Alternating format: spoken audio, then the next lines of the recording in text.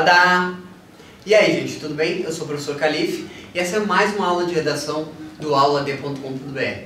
Vamos continuar a nossa saga sobre possíveis temas de redação, tá?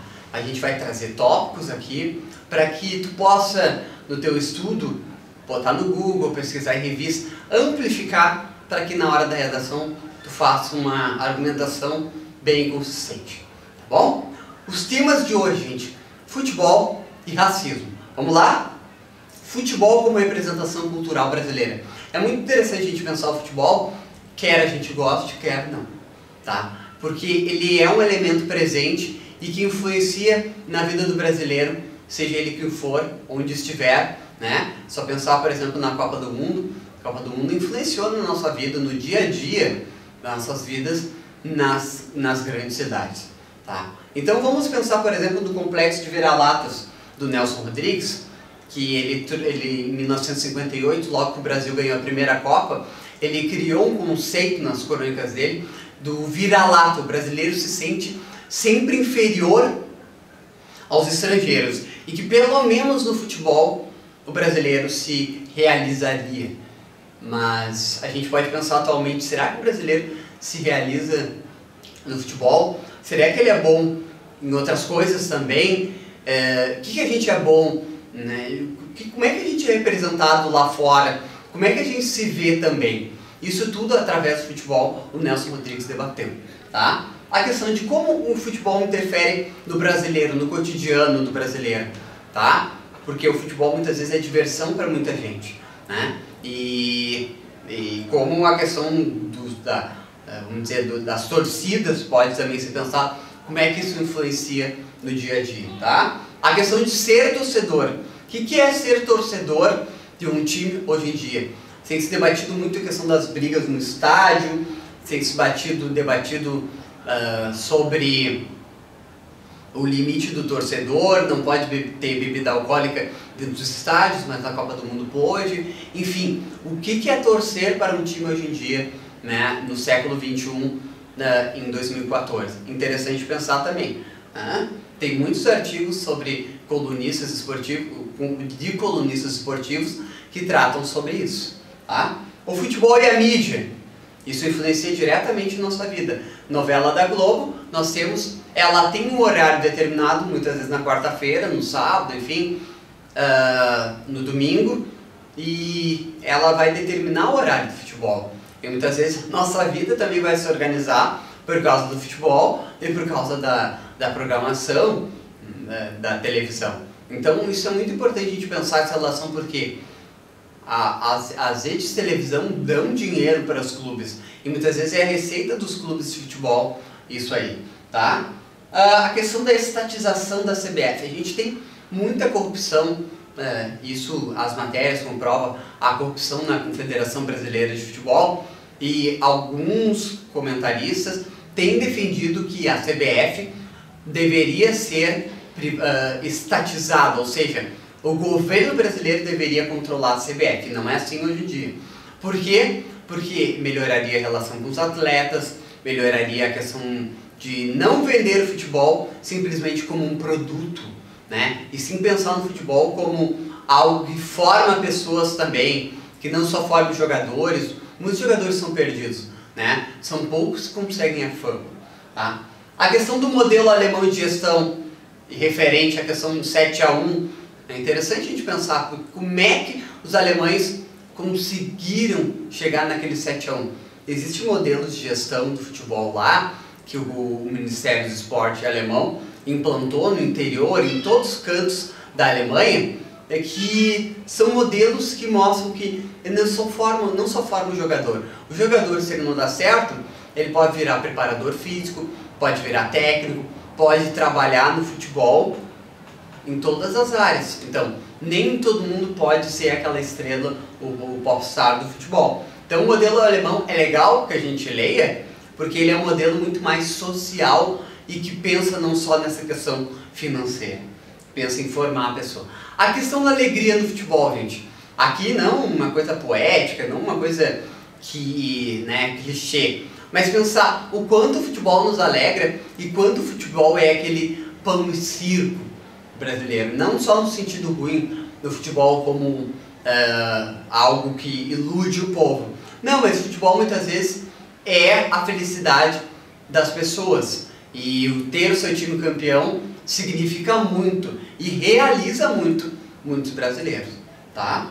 E por fim, a questão do movimento dos jogadores, o Bom Senso Futebol Clube, que vai contra a CBF, porque eles reclamam muitas vezes que precisam jogar muito, em que, enfim, tem-se condições desumanas para os jogadores de futebol atualmente. Por mais que eles joguem muito, eles são profissionais e muitas vezes destroem seu corpo para conseguir jogar em alto nível, tá bom? Esse é o tema do futebol. Algumas questões para serem amplificadas no teu estudo que podem cair em prova, ainda mais sendo esse um ano de Copa do Mundo, tá bom?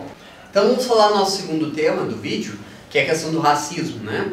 E pensar o racismo é nada mais, nada menos que hoje em dia pensar na questão das cotas raciais, tá? As cotas raciais é a primeira política desde a escravidão, né, que foi abolido em 1888, né? É a primeira política de incentivo à inclusão social do negro, tá?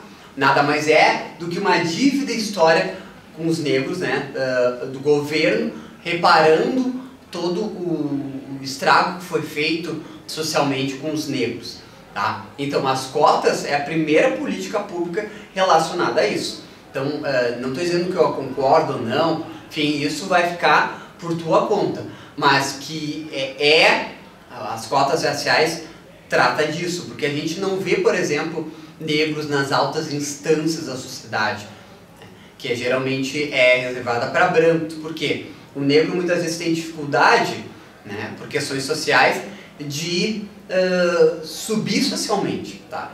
Então, as cotas raciais, elas servem para isso, para tentar alçar os negros algum tipo de vida melhor, tá? Para incentivar isso. Isso tudo vem da questão da escravidão.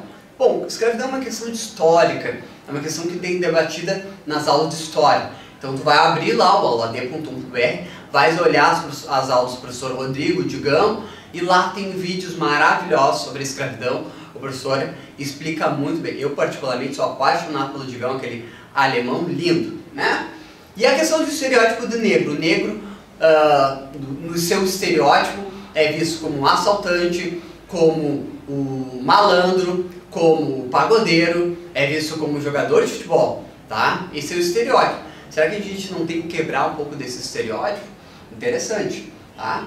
Valorização da cultura negra. Geralmente o Brasil é um estado que a maioria da população é católica, enfim, e geralmente quando a gente se fala em cultura negra, vamos pensar na questão da religião, mas pensar também, enfim, nos ritmos, na música negra. Isso é muito pouco falado, isso é muito pouco trabalhado, né? Tanto nas escolas, quanto as pessoas não ouvem tanto músicas de influência negra ou cultura negra no geral. Então, a questão da valorização da cultura negra também é uma coisa interessante a ser pensada, tá? E a contribuição africana na cultura brasileira. Nas leis diretrizes básicas da educação, já se coloca que precisa ser trabalhada a cultura negra e a cultura indígena, né? Mas se vê muito pouco isso nas escolas ainda, porque os professores não têm conhecimento da cultura negra e da cultura indígena.